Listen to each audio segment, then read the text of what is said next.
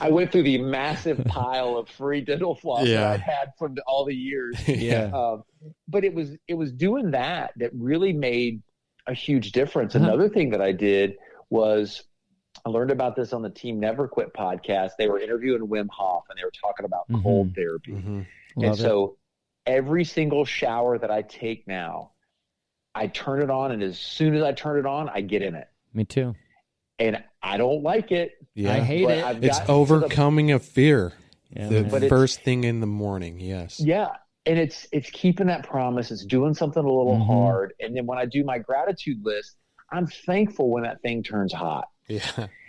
And there's people in this world, they don't have the privilege of the water going from ice cold to hot. No, they don't.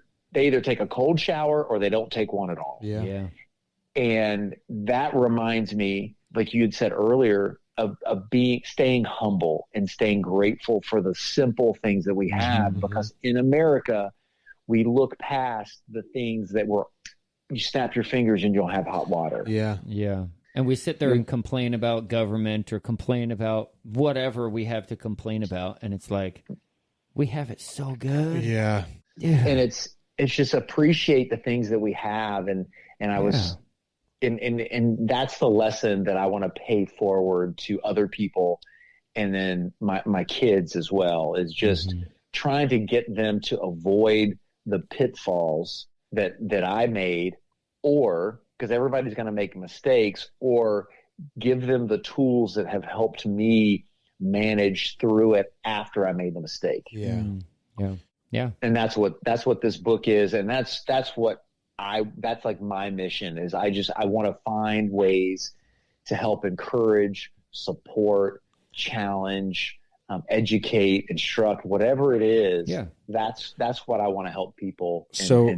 That's awesome. One thing that I was really inspired by that you answered in the questions was that you said you had been praying and reading devotions for 954 days in a row. Oh, that's right. But so how many are you to now? I think I'm 995. So I'm really excited that I'm getting close to I've got to open the app. 1,000. Getting really close to 1,000. So I'm at That's 994. Cool, yeah. And so it's 142 weeks. And people can use that, like that story in multiple ways. They can read devotionals like you did, or they can work out like John does, or they can do anything that they think it's going to be hard for them to keep doing days and days in a row. And you can start small. I mean, like you were saying, just flossing, praying, like a workout, something simple. Even some people, it might even be just getting enough water in that day. Yep. Or just smiling at someone. Every day I need to smile at somebody. Yeah. Just remove the mask for a second and show a smile. Yep.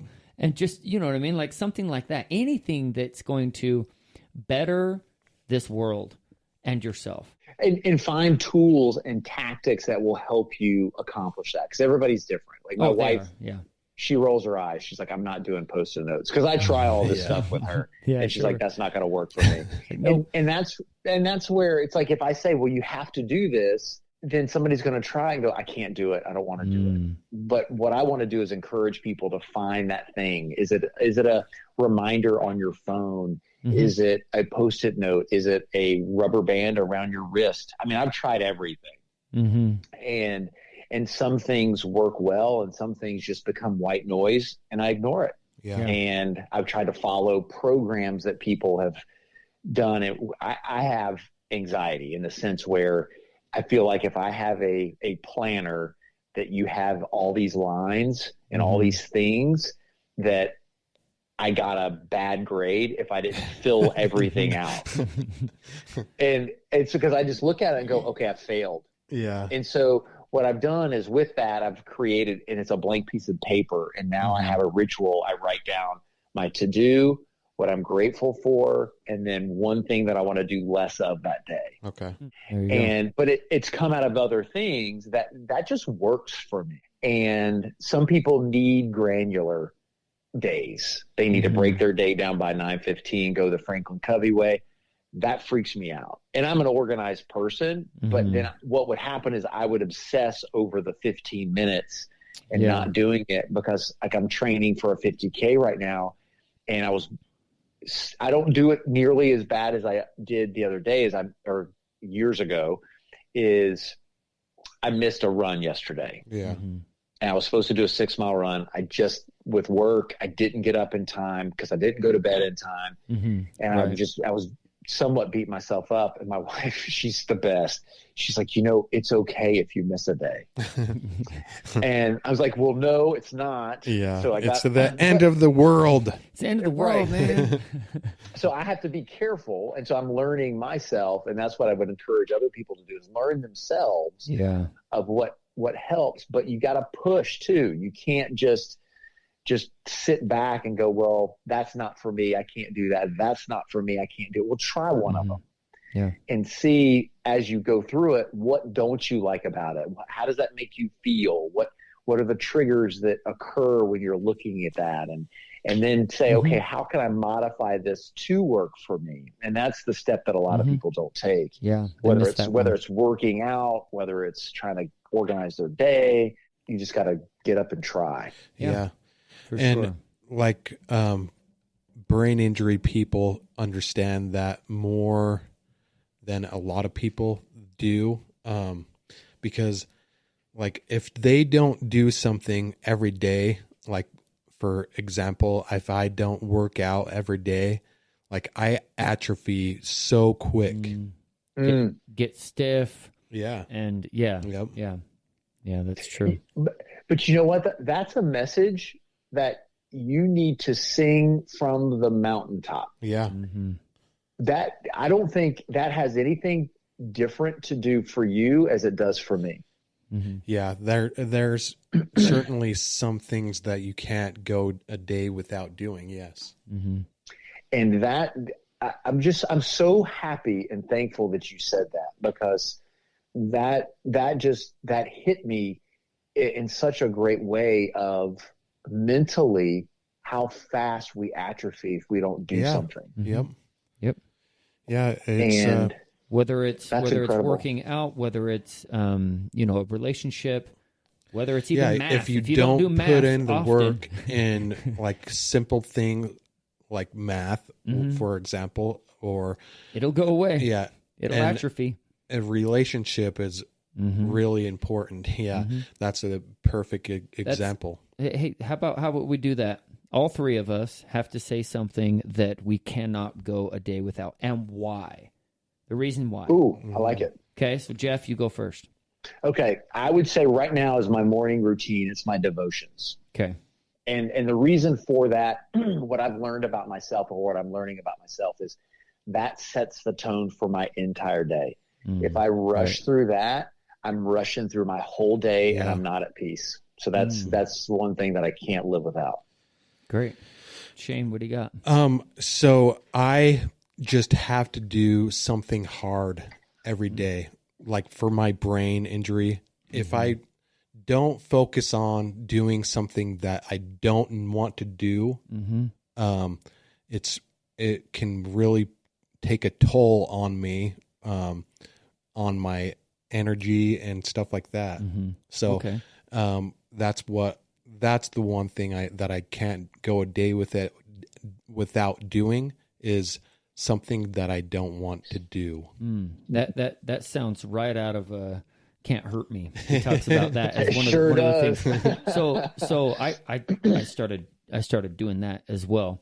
Do you feel like, for me, I don't know if it's the same for you, Shane, but I feel like as well as, because I've never experienced a brain injury. Yeah. But it's that sense of accomplishment. Because I did something hard, I have a win for the day. And you get better, like it builds upon itself. Yes. Yeah. Yes, That's the best part. It's like if you take a video of yourself doing something every day and you can see your progress. Yes. Yeah. Well, and for one person, it may not be hard for them as it is for you, as it is for me, as it is for Jeff. Yeah. I like that. Yeah, go ahead, and then I'll. I was gonna say, and that's where comparison is so dangerous. Oh yeah, yeah. Social media is the root of all comparison evil. Yep. Mm-hmm. So, for myself, I cannot go a day. So here's what's interesting about me. I hate force. I don't like people telling me I have to do something. So even me saying this is like going against, like I have to go a day or I can't go a day without something. Because then there's a part of me that's like, oh yeah, well prove it. I bet I could and I wouldn't die. You know what I mean? Like I'm so defiant. I'm so ODD that way. So anyways, but there is something that I cherish above all that needs to be done every day in order for me to feel fulfilled for that day. And it's I have to say to my children and to my wife that I love them, that I'm grateful for them, that I care for them. And it's because they are like, they're my foundation. They're what get me through all of those hard days, get me through the whole reason why I do what I do and why I run a gym and why I share the knowledge that I have in my life is for them. So I have to express that love and gratitude for them every day. And so even if it's, if I've been gone all day long, or I used to travel years ago, I traveled and I'd be gone for weeks at a time. And, I'd have to call in and tell them all that I love them and I'm grateful for them and all that. And so that's one thing for sure. The workouts, I can handle to miss a day. Yeah. But I haven't missed more than 4 days in a row in 18 years. And I'm not going to ever break that record. So, but I like that. I think we should do this on every podcast. Yeah. Like everybody does that. That's a great idea.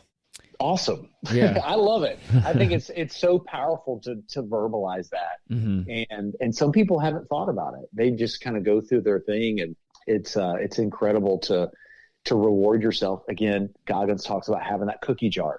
Mm-hmm. You stick your hand in the cookie jar on those days it's hard, and tell yourself, what is it that you like, and what are those moments to cherish, and those are the two that you guys shared are fantastic. Yeah. Yeah. And so that leads me into my last question. So I want to know who you listen to, like who inspires you, and it can be anyone. It doesn't have to be like a podcast or whatever, but it can be like your personal trainer or anything like that. But who do you look to get inspiration? Ooh, that's a really good question, because there's so many people. So I that's what I'm using social media for, is to learn how other people are doing hard things. Yeah, managing through. That's a more healthy way to be using it. Mm-hmm. Yeah, and because I was very social media averse, and so that's when I got back into it to follow. So if I had to pick one person, and just for the podcast, the one that has really made a huge impact, and he's out in the public, so that way other people can also experience him. And it's Chad Wright of the 3 to 7 Project.